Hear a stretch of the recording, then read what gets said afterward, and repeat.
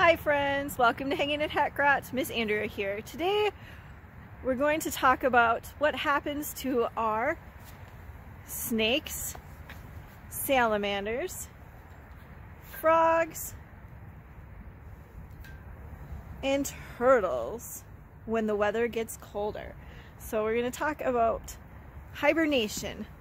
What happens to our reptiles and amphibians when the weather turns cold?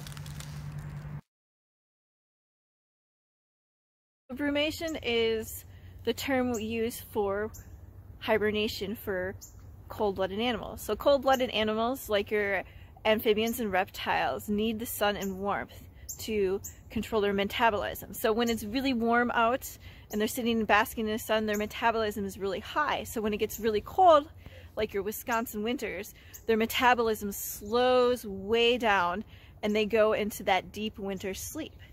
So they hibernate. So now let's talk about frogs.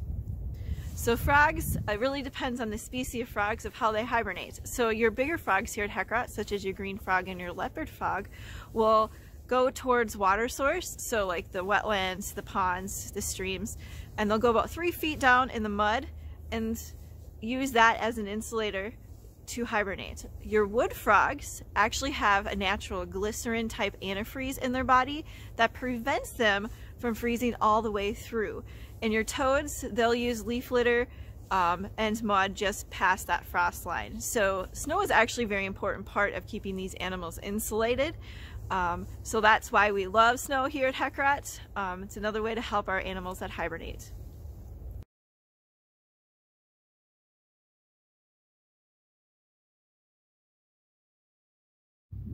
So salamanders, like frogs, hibernate.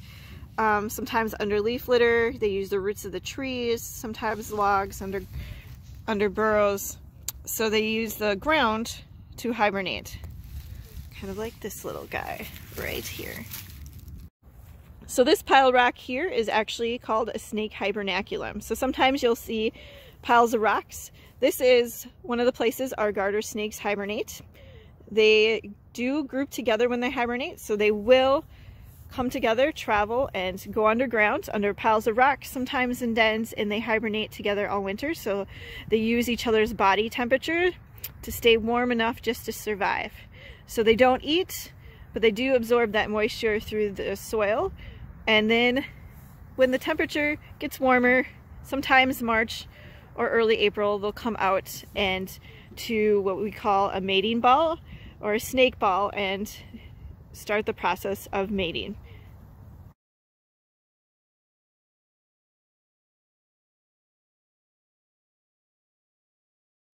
So right now I'm at Locust Pond. Locust Pond is where you'll typically see some of our turtles, our painted and snapping turtles. So what do they do in the winter?